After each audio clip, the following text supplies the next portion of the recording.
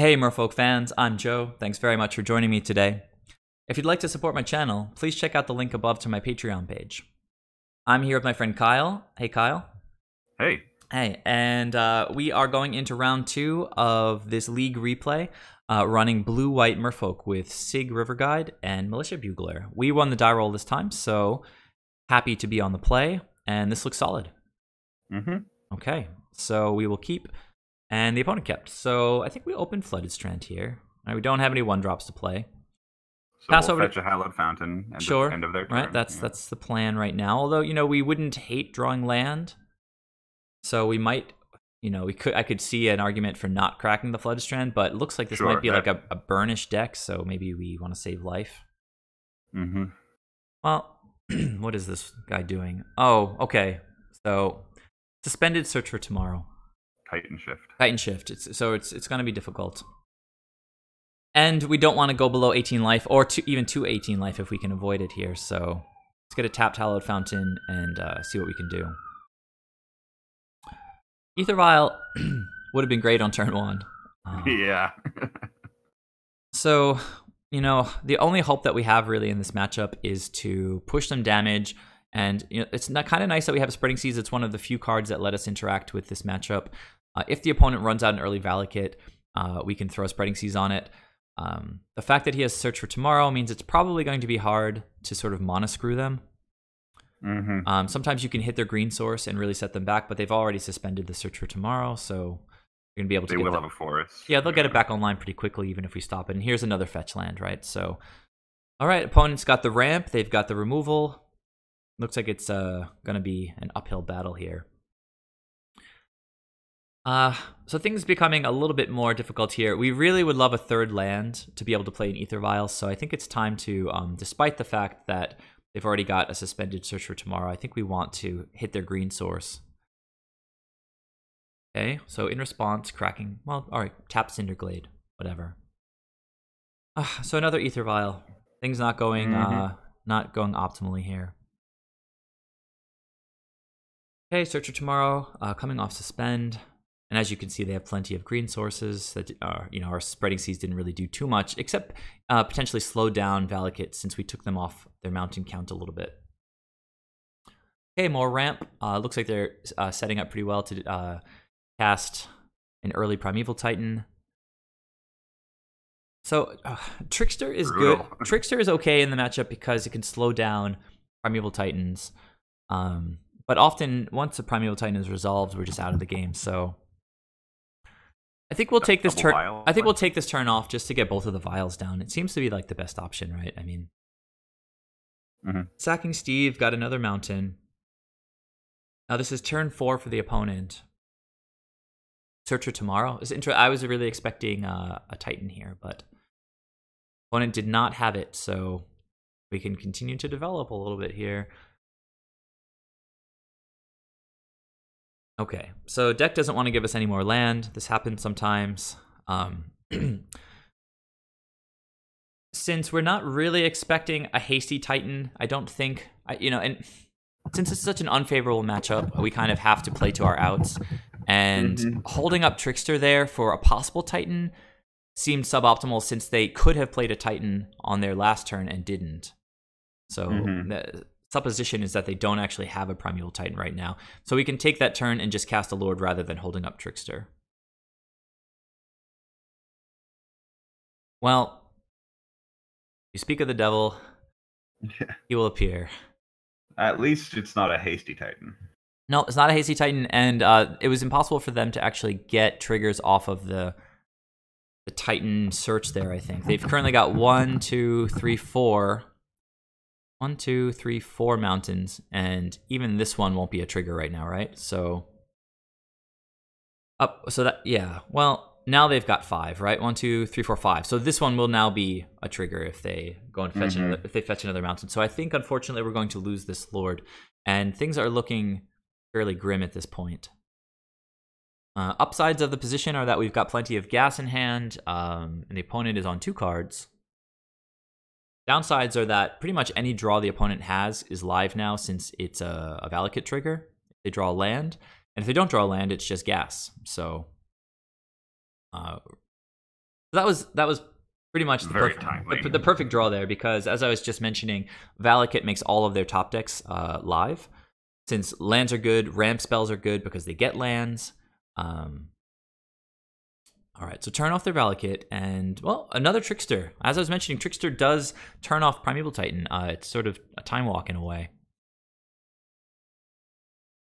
So opponent, what are they doing? Continuing. Oh, okay. Well, this is curious. They're playing Engineer Explosives on 2, when, given the fact that we've been stuck on 2 mana forever, I might, if I were them, go for Engineered on 1, just to blow up the vials. What do you think, Kyle? Maybe. Yeah. I mean, they do know that most of our deck is 2-drops, so right. I guess they're just leaning on that knowledge. Yeah, and I mean, it's totally a defensible. It's a defensible play. They if they blow up Spreading Seas, they get their Valakut back, which turns on a lot of their action. And I don't think they're expecting this game to go longer than like 1 or 2 more turns. Mm-hmm. So I guess the play here is at the beginning of combat, Vial in a Trickster, and because they've got the explosives out, I don't know that we want to bring in... Oh, never mind. He went ahead and cracked explosives right now. This is, I guess he wants to kill our Trickster. Interesting. So... how did the Trickster die? I think I clicked through to... Oh, right, from the Engineer Explosives. From the EE. Yeah, from Engineer Explosives. Killed it with that, and now he can play his land and get a trigger from Valakut. It seemed suboptimal from the opponent, because leaving EE up would prevent us from bringing in another creature here. But again, I think the opponent is a little bit cocky in this position, and they rightfully so. We have an empty board, and they have a Titan with an active Valakut. So... We're sort of taking advantage of the fact that the opponent is playing slightly suboptimally right now. Mm-hmm. So since Trickster has Flash, we can afford to tick up one of the Aether Vials for Bugler and leave up mana to cast a Trickster. We want to tick up one of the Vials to get closer to Master of Waves. Master of Waves is weak to Valakut, but if the opponent doesn't have a land drop to make that turn, potentially we can get one big attack in with Master of Waves. Okay, there's a third land. I don't think we were going to cast anything with it, though, so we didn't reveal anything. Mm-hmm. So just get in 2 points of damage here if the opponent doesn't have anything, and we've obviously got Vials and lands up to do whatever we need to do. Okay, so actually kind of cool. The opponent has another Valakut, which doesn't blow up any of our creatures, since it's not a mountain. Doesn't trigger the other Valakut. So we're going to cast... This was an interesting play here. We're choosing to cast the Trickster to tap down the Titan, so we can leave up a Vial in case we draw a good 2-drop off of Bugler that we want to Vial in. So making the most efficient use of our resources. Tap that Titan down. Now the opponent just passed to the end step. You guys will get to see Bugler in action for the second time. I'll try not to click through it. You can see only a Silvergill in the top 4. There's no other creatures, but that's really kind of a great one to hit, because it puts another body on the table and draws us into, hopefully, more gas. Well, Island is not gas, but we're actually doing way better than we thought we would in this game. The fact that we had 3 Tricksters is been pretty ridiculous. Yeah. Okay, so we've got our Aether Vials in the perfect spot. So I think we can just cast a Silvergill here. I think we probably... Yeah, that's funny. I think we revealed the Trickster, since we were going to do it anyway, right?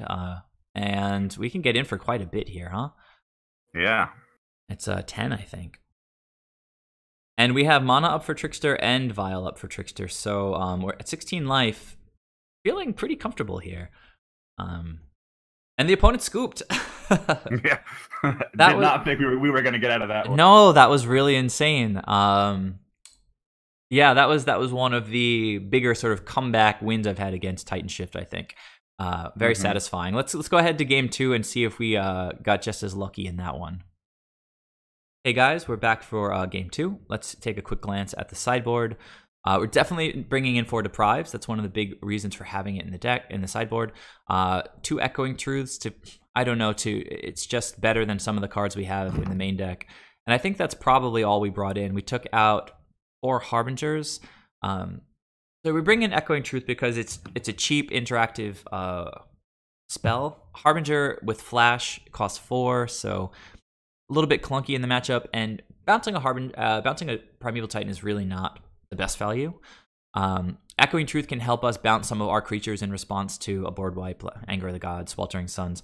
Master of Waves is really weak to Valakut, but it's kind of a potential like I win card if they don't have an answer right away.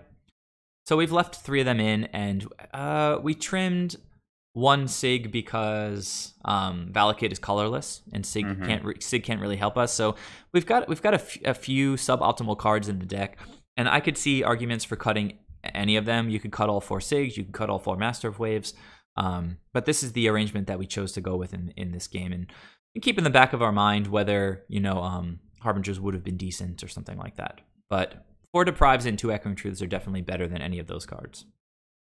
And Deprive in hand means this is a keep. Opponent kept as well. Obviously, we want to draw lands.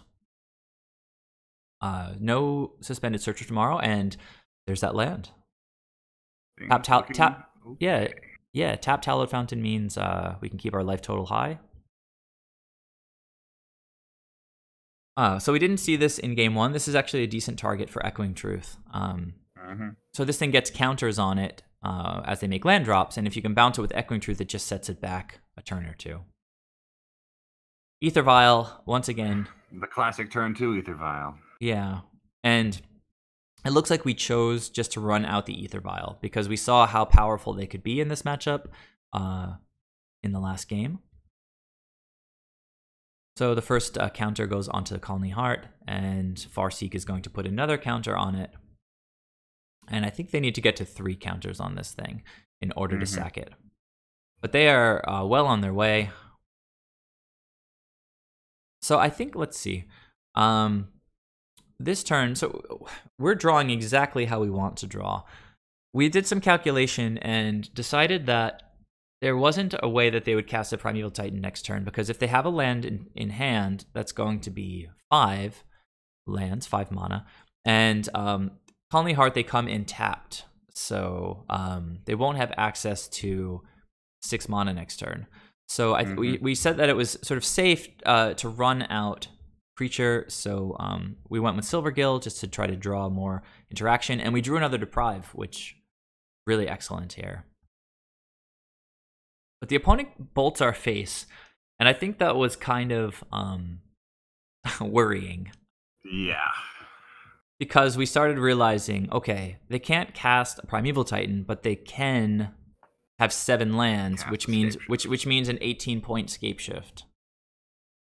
Which I haven't lost to the turn 4 Scape Shift in forever, and it's easy to forget about this avenue because we rarely hurt ourselves, and the opponent always almost needs 8 lands to kill us with Scape Shift, so it's sort of not even concern until turn 5, turn 6, but we lost this game with 2 Deprives in hand just to cast a Silvergill with an AEther Vial on the board. Not clean play. No, and yeah. I actually it's again a great lesson and a great reason for looking at these replays, trying to look at your replays and try to learn from your mistakes. So hopefully you guys can see if you have an AEther Vial, if you have Deprive against Scapeshift deck, or Primeval Titan deck, just sit back on your counter spells. This guy literally has just 2 cards in hand at this point, and what could they possibly be? If he was lucky enough to have 2 payoff cards, we happen to have 2 counter spells, and we could have just kept vialing in creatures. We could actually play a creature and hold up Deprive next turn. So this game should have been won. You can see that Merfolk can easily draw the cards that they need to win against the deck, but just a total miscalculation. On the other side of that is the idea that we should not have played around Scapeshift because it could not have killed us this turn unless they also had a Bolt in hand. And that specific combination of cards is unlikely enough that maybe you could make an argument that it is correct to establish a board on our turn. But they could still untap and play a Thragtusk or whatever, an Obstinate Baloth, just something that they might have sideboarded in for value against an aggressive deck. And odds are we probably wouldn't have wasted our counter on a Thragtusk, but we might have wanted to, you know. And really, I think in the future I probably would have played this differently. Now that I've seen the Scapeshift and the Bolt Scapeshift combo. Yeah, so it was really, really painful because we should have been able to wrap up this match in 2 games, but unfortunately we had to go to game 3. So, interesting lesson, though. Yeah, very, very interesting. Painfully interesting. Yeah. All right, so let's see game 3. Hey, everybody, we're back for game 3 against Titanshift. We'll be on the play this time. So, opening hand. Very nice. Spreading Seas, a little bit of interaction. Sygg, not great in the matchup. Protects against Bolts and Anger of the Gods a little bit, but not against Falakit. Okay, opponent kept 7, a little bit scary. I think we're going to go Flooded Strand Island to try to keep above 18 life so that Scapeshift is... Well, Scapeshift requires 8 lands to kill us instead of 7. Okay, opponent has the nut draw so far. I guess like us, you know, turn 1 AEther Vial, turn 1 Search for Tomorrow.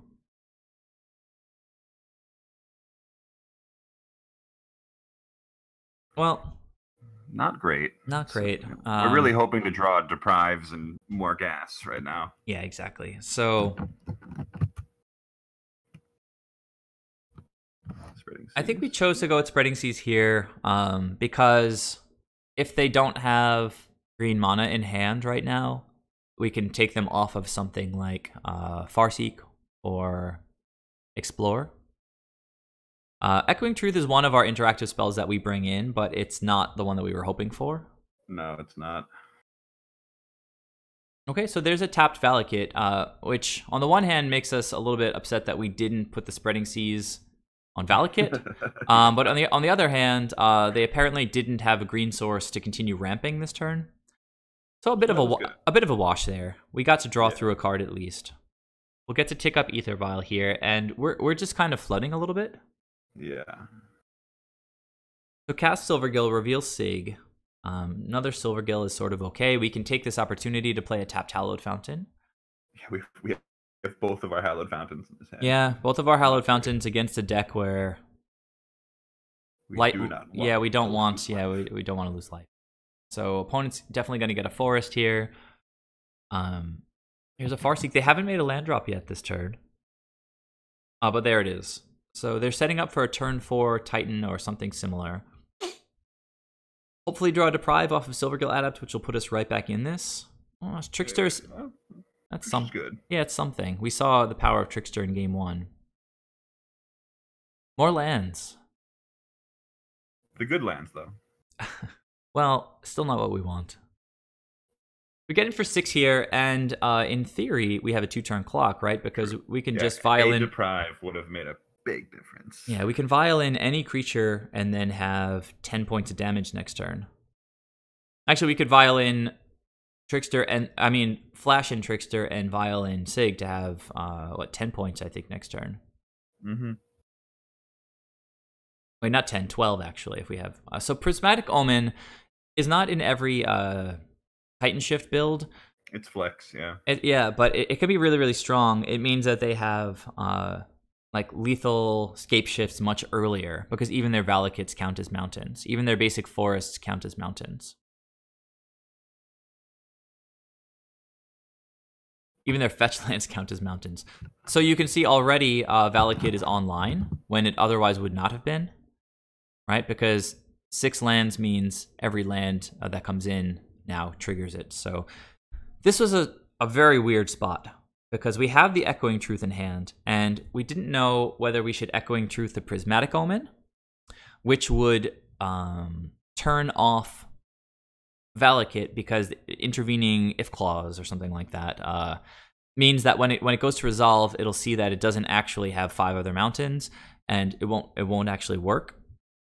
So bouncing Prismatic Omen would save the Silvergill Adept. Alternatively, we could Echoing Truth the Silvergill Adepts, vial them in, and draw more cards.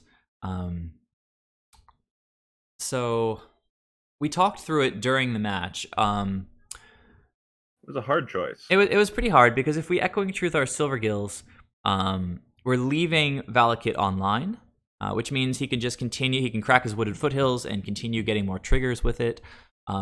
Bouncing Prismatic Omen, he can just replay it, and we'll save one Trickster, one Silvergill Adept. I think that's what we decided to go with. Ultimately, getting his Valakut online so fast with Prismatic Omen was quite a large setback for us because if we let it stay on the table, it means that our clock is going to be sort of wrecked by Valakut triggers. Mm-hmm. And bouncing it, he can just replay it anyway. So we decided to bounce the Prismatic Omen, saved our Silvergill Adept, effectively countering the Valakut trigger. The opponent can just replay it, and they still have the Wooded Foothills on the board that they can fetch and then get another trigger to kill one of our Silvergills. Now, the fact that we used our 2 mana to bounce Prismatic Omen means that we can no longer flash in Trickster, which means probably no longer going to have access to lethal damage. The opponent is tapping. Opponent is tapping out here. So we do have a chance to just draw Lord, right? Well, the thing is, they're sort of tapped out, but sort of not tapped out because you're right. Is another bolt. So yes, exactly. So this guy is an instant speed Valakut trigger, and even if we draw Spreading Seas, which would be amazing in this spot, he could at instant speed sacrifice Sakura Tribe Elder. So not going to be able to swing for lethal next turn, I don't think, under any circumstances. And again, Sygg is really suboptimal here because Valakut is colorless. We can't protect. So even if we vial in Trickster and the opponent somehow doesn't respond and lets us turn off Steve, we could only swing for 8 here. So things are just looking like just really terrible here. So I think we just try to go nuts and swing for what we can. Hopefully the opponent has somehow nothing. Maybe they just have more Prismatic Omens in hand. Yeah. So they're going to take 6 damage, right? Oh no, less, because they're going to get a trigger here. They'll take 4 damage. So obviously, killing one of our Mutavaults is a smart play because a board wipe can't kill those guys. Mm-hmm. So 4 damage. Continue to kill our creatures. Here is another trigger, and it's going to our face, which means lights out pretty much. They probably have lethal, yeah. Yeah, here's Sakura Tribe Elder. Steve. And who knows what else. I'm just sort of clicking through here at this point. Scape Shift. Sort of unnecessary getting all of that preliminary damage, since Scape Shift is like way overboard lethal anyway. When you have Valakut, it's going to be 1, 2, 3.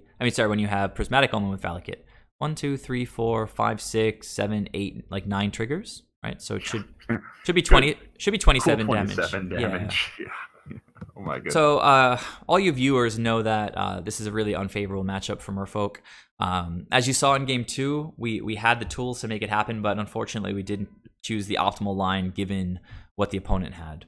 Well, we didn't choose the safest line. Exactly. I would say. Exactly. Like it's arguable that was the optimal line because like we weren't playing around Bolt plus Scape Shift. Right. Which is unlikely, right? And so since it's so unlikely, we should take our little edges where we can. But I think the correct play is, especially with double Deprive, to hold it up. So that makes it a bit, and we had Vial, right? So it's not like we weren't going to be able to establish a clock. Yeah. Like there's this. Very true. If we didn't have Vial, there's a really strong argument to be made that you establish a little clock and then start holding up mana. Because otherwise you're just sitting there with an empty board. But with AEther Vial there, we could have left up as much mana as we wanted and still developed our board. So absolutely the correct play to hold up Counterspell there with AEther Vial in play. So all you viewers, let us know your thoughts. Ultimately, we lost to Titanshift. Not a surprise, but sad because we probably could have pulled it off. Any closing thoughts, Kyle, other than that?